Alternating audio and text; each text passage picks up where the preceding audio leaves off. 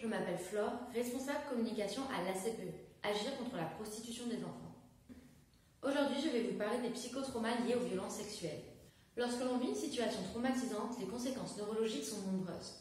Les victimes de violences sexuelles sont particulièrement touchées. On considère qu'environ 80% des victimes de viol ont développé un syndrome post-traumatique à trouble dissociatif.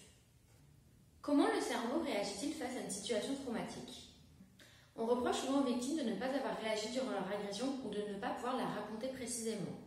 Pourtant, il est important de ne pas les culpabiliser puisque ces réactions sont facilement explicables d'un point de vue neurologique. Le cerveau humain est fait pour réagir au stress. Dans une situation classique de stress, l'amygdale va produire des hormones de stress qui vont permettre de réagir instinctivement à la situation. Ensuite, dans un second temps, le cortex cérébral va analyser la situation et y trouver une réponse adéquate. Mais lorsque la situation est trop violente ou impensable, le cortex cérébral n'arrive pas à l'analyser et à y trouver une solution. Le cortex se retrouve littéralement paralysé et ne peut pas réguler la réponse émotionnelle de l'amygdale. La victime ne peut plus parler ni bouger et encore moins se défendre. C'est ce qu'on appelle la sidération psychique. Mais l'amygdale cérébrale est toujours active. Les hormones de stress continuent donc d'augmenter jusqu'à atteindre une quantité dangereuse pour le corps humain. La victime est donc face à des risques physiques extrêmes, une destruction des neurones, une attaque cardiovasculaire. Sa vie est en jeu.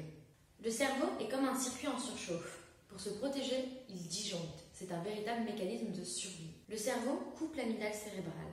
Pour cela, il produit des neurotransmetteurs qui agissent comme des drogues naturelles pour déconnecter émotionnellement et physiquement la victime. Cette réaction neurologique entraîne une dissociation et une décorporalisation.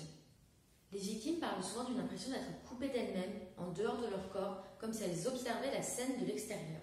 La perception de la réalité devient étrange, entraînant même parfois des troubles de la mémoire. Pourquoi parle-t-on de mémoire traumatique ? Notre cerveau est fait pour traiter les événements et les transformer en souvenirs. Mais lorsque le cerveau disjoncte, l'événement se retrouve comme enfermé dans l'amygdale cérébrale et ne peut être ni traité ni régulé. Cela entraîne souvent une confusion quant à l'événement, voire une amnésie partielle ou totale de ce qui a eu lieu. C'est ce qu'on appelle la mémoire traumatique. Comment la mémoire traumatique affecte la victime ? Les victimes développent en grande majorité un syndrome post-traumatique. L'événement continue d'affecter leur vie sans qu'elles puissent contrôler les souvenirs qui y sont associés. C'est le cas par exemple avec la réminiscence. Un élément déclencheur va rappeler l'agression à la victime. Cela peut être un son, une odeur, un lieu. Le cerveau n'ayant pas traité le souvenir traumatique, la victime va le revivre avec la même intensité et le même niveau de stress que lors de l'agression. La victime va donc mettre en place des stratégies pour éviter ces réminiscences. On retrouve souvent des conduites d'hypervigilance. Les victimes vivent dans un état d'alerte permanent qui est très éprouvant physiquement et psychiquement. Elles cherchent à tout contrôler autour d'elles pour pouvoir éviter le moindre danger. Pour éviter tout danger, les victimes mettent également en place des conduites d'évitement pour fuir les réminiscences violentes. Cela entraîne souvent un retrait social et affectif, des phobies inexpliquées ou une réaction démesurée à toute situation stressante. Les victimes se renferment sur elles-mêmes. Pourquoi les victimes se remettent-elles souvent en danger ?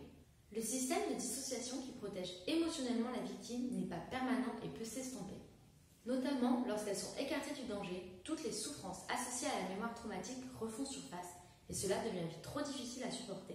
Pour parer à ces souffrances, les victimes trouvent inconsciemment des leviers d'anesthésie. Le fait de se mettre en danger réactive les hormones de stress et relance le processus de dissociation. C'est pour cela, par exemple, qu'une victime de prostitution peut se sentir moins en souffrance auprès de ses agresseurs que dans un cadre sécurisé. Les mécanismes du traumatisme sont complexes et peuvent affecter les victimes des années après l'événement traumatique. Ces mécanismes peuvent expliquer les comportements parfois paradoxaux des victimes. Il est donc important de les comprendre afin de pouvoir mieux accompagner les victimes pour qu'elles puissent se reconstruire et se sentir en sécurité. Merci d'avoir regardé cette vidéo jusqu'au bout.